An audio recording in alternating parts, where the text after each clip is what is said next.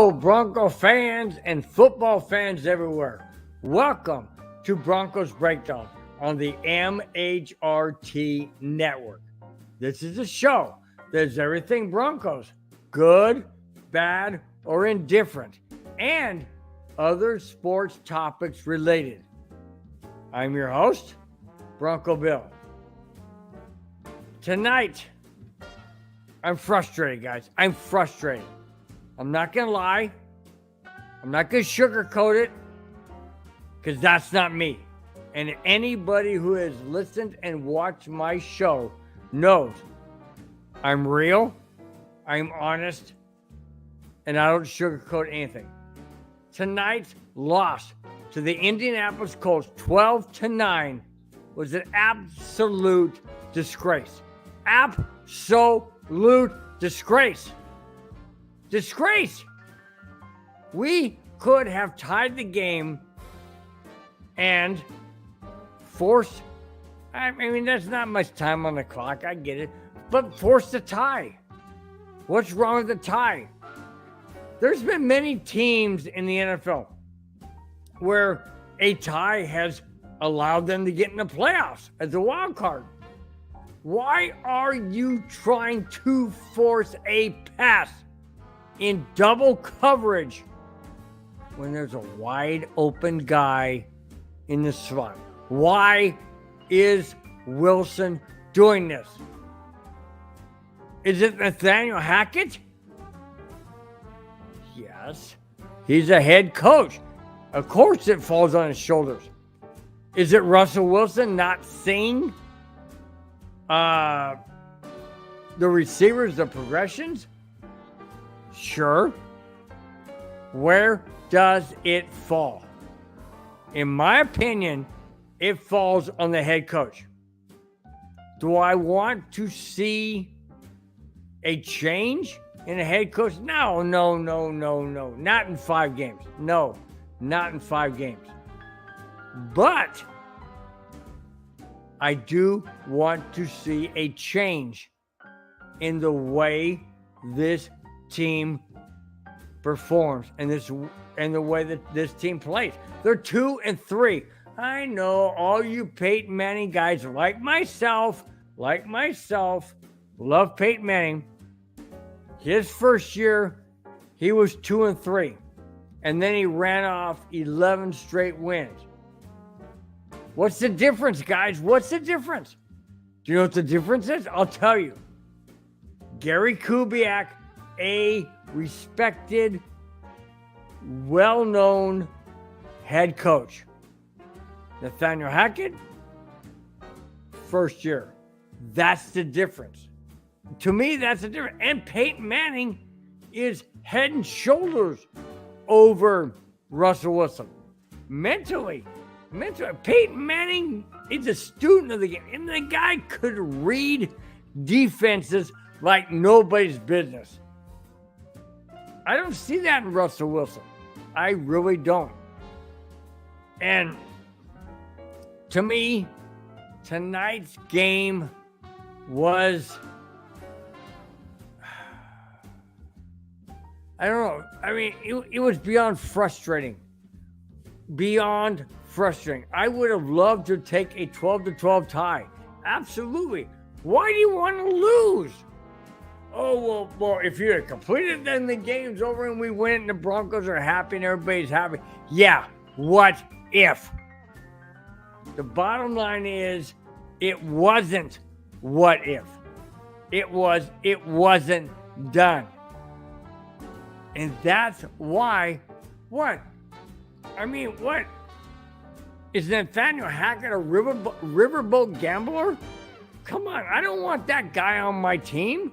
I don't want him as my coach. If he's going to, just, I don't know. Oh, hey, let's go for it on 4th and 7 or 4th and 6, whatever. Kick the freaking field goal. What is wrong with tying? I know people say, a tie is like kissing your sister. Well, that saying? Not saying. I could go. No, not saying. Anyways, yeah. Okay, let's move on. Let's go to Tom Brady.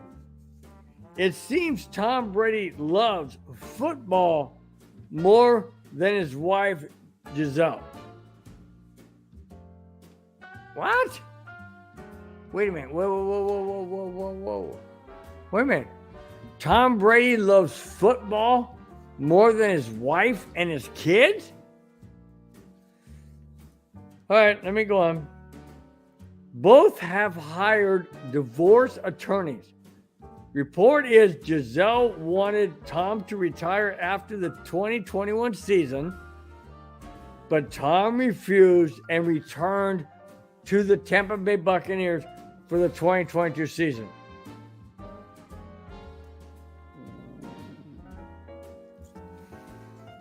Okay, wait a minute, guys. Wait a minute. If my wife asked me to retire, which she did, I injured my arm at work, and she said, "Hey, you know what? You can't do it anymore. I think you need to retire." So I did. I retired. Why would Tom Brady continue to play football when he's won 7 championships? He's been MVP. He's going to be in the Hall of Fame. Why would you try and continue? Your wife wants you home. Something at home that he doesn't want to be a part of. Anyways, I don't know. I'm just speculating. What I'm saying is, why would you not want to retire? Why would you not want to be home? Well, looks like the Tom Brady household is in major disarray. Well, obviously, that has to do with the fact, maybe it has to do with the way his play is on the field. He's not playing that well. He's not doing that well. Maybe that has something to do with it. Okay, let's go to. I'm going to recap.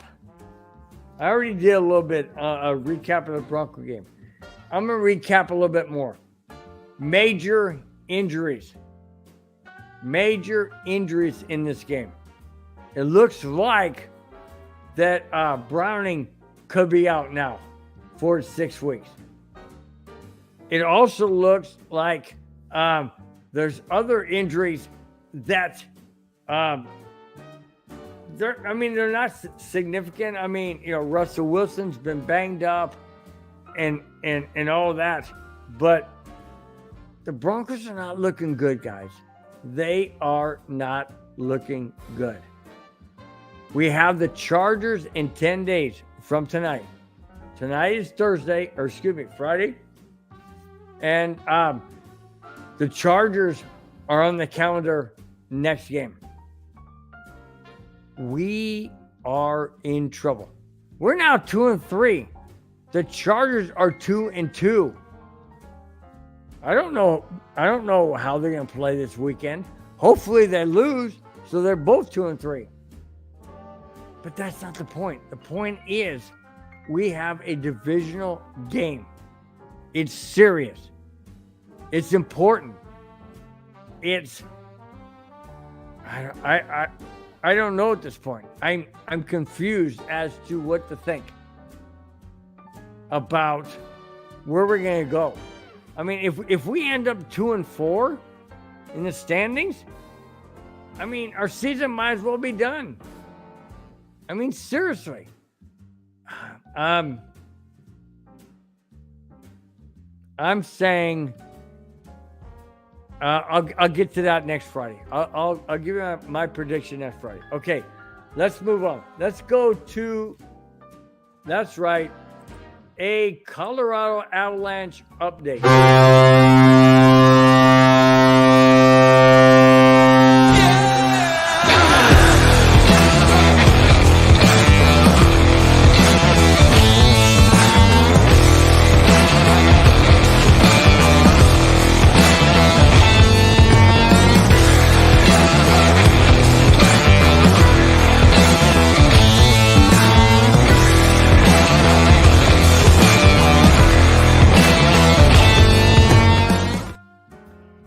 That's right, guys. A Colorado Avalanche update. The Colorado Avalanche are the defending Stanley Cup champions of 2022. Heading into the 2023-24 season, Avalanche open up next Wednesday. That's right, guys. Next Wednesday, October 12th at Ball Arena against the Chicago Blackhawks. Here it is. Next Wednesday, the Colorado Avalanche will begin their defense of the Stanley Cup. They will play the Chicago Blackhawks at Ball Arena. Colorado is favored to repeat with the firepower that they still have, as well as the core nucleus of this team. Now, my question is this. Do you really feel the Colorado Avalanche are the same team without Nazem Kadri, Burakovsky, Darcy Kemper? I personally don't think so. But do I feel that the Avalanche can repeat? Absolutely. Absolutely. Why? Because it was the defense. It was the offense. It was Nathan McKinnon. It was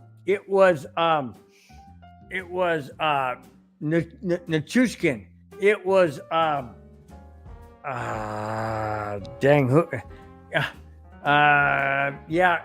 know it escapes me. It does escape me, but you know what I'm saying. We have the core of this team. Yes, Darcy Kemper played a role. Yes, he did. But we also have our backup goalie in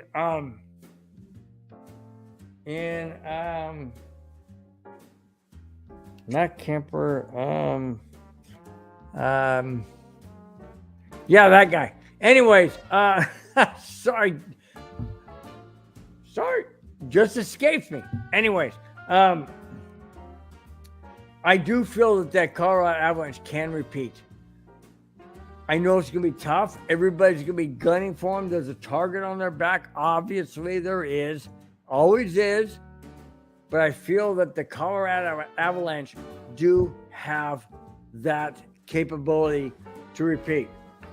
That game goes live on Wednesday with Jeremy Cates going to be broadcasting the game. But on Monday, prior to that, we have the Cluster Puck with a P. Cluster Puck will be bringing you the updates of that game heading into the Wednesday start of the season. That is the Avalanche update of the week. Now, we go into, this is ugly, guys. This is very ugly. But here it is. Not only is he the jackass of the week, he could be the jackass of the month and the jackass of the year. Here it is.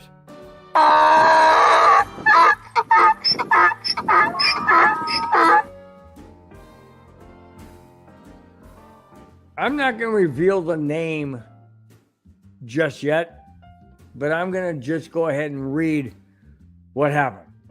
At a hotel, public swimming pool, this person exposed himself to a shocked female woman.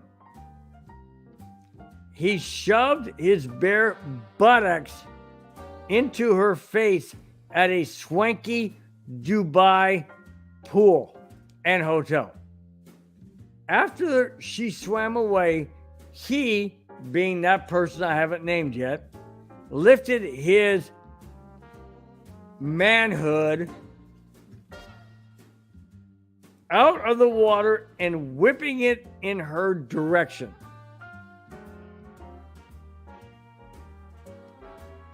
This person did not know the woman he sexually accosted. This person also flaunted his bare chest to guests inside the hotel, which is against against United Arab Emirates dress code. He also smelled of marijuana, which is a violation of the country law. Blank was asked to leave and did so under escort. Who am I talking about? How about the jackass of the week, the month, and the year? Antonio Brown. Are you kidding me? Are you kidding me? He goes into a pool, a public pool, undresses, strips down. There's been video that I've seen where he's flaunted his ass in a woman's face. Grabbed her by the back of the head, pulled her down. Yeah. And then whipped out his Johnson and decided that was cool to show her that too. Really? And this guy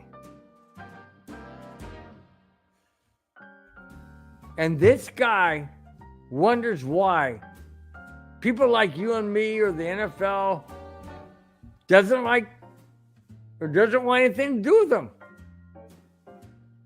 Nothing at all. I've also heard that there are people who have said that, okay, it could be CTE. We don't know. He's not dead. You can only get CTE diagnostics from a person that is deceased. Antonio Brown's not. What are you going to do? Cut his head off? Go into his brain? Seriously? I mean, what's that going to accomplish? People say he has CTE. I don't know. All I know is he is an absolute menace to the NFL and a menace to the league. Period. He is. Absolutely he is. I mean, sure, he's not playing anymore, but he's still in the NFL picture. Why do they continue to talk about him? Why? Why are we doing this? Why are we talking about somebody like this? I don't understand. Makes no sense. He has no relevance into the NFL.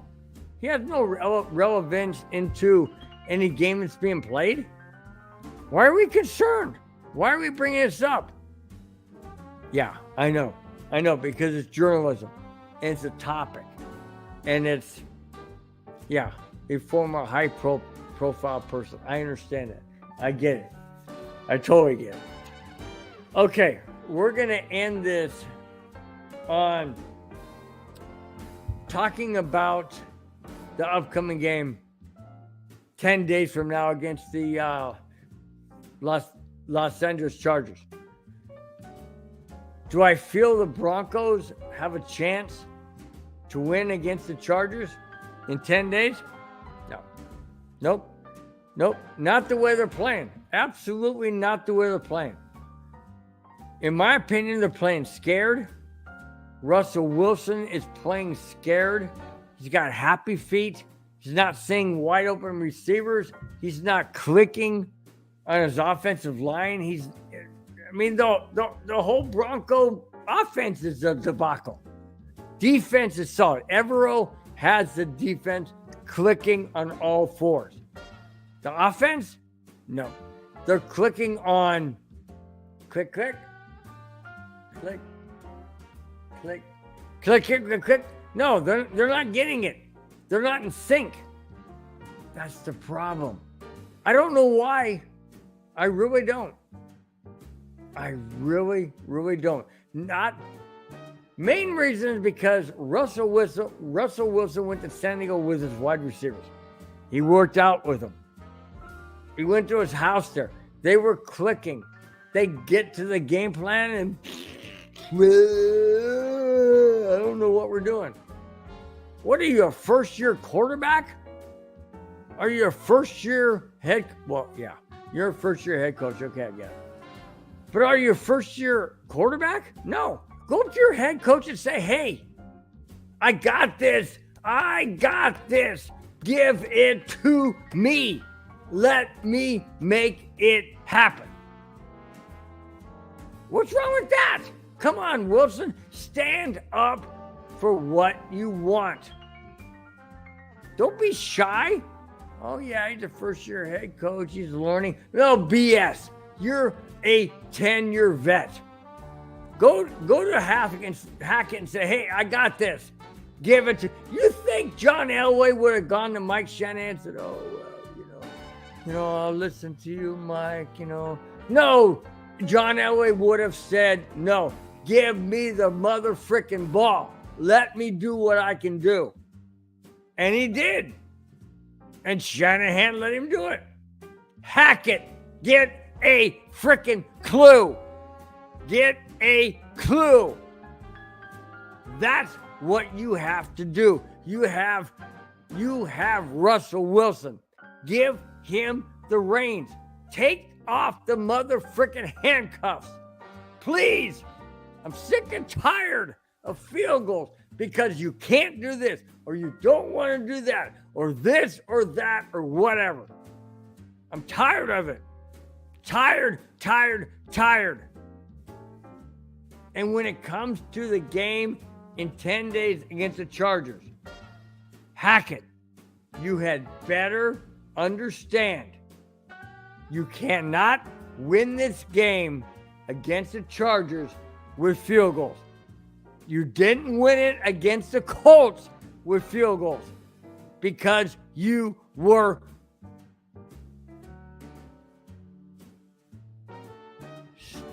stupid. Because you didn't let a tie be better than a loss.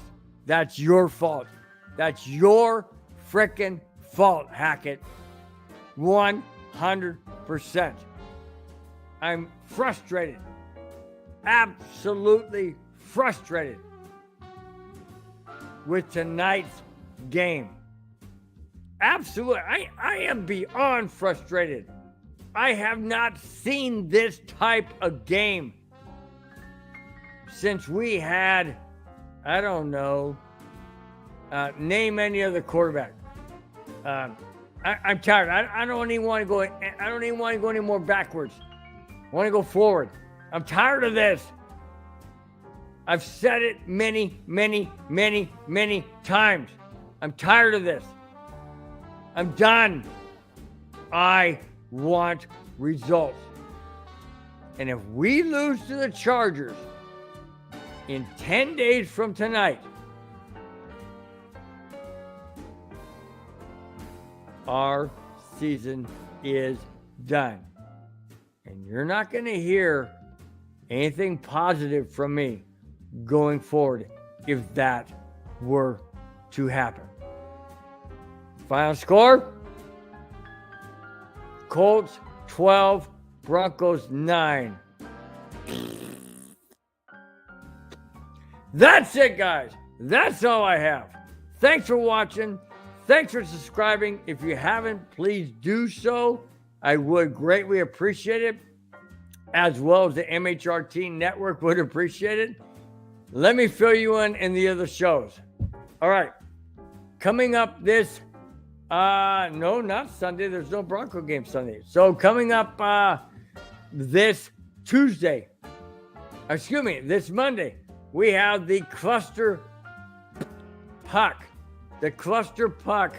podcast going live every 5, 6, 7, and 8. That's on the MHRT Network.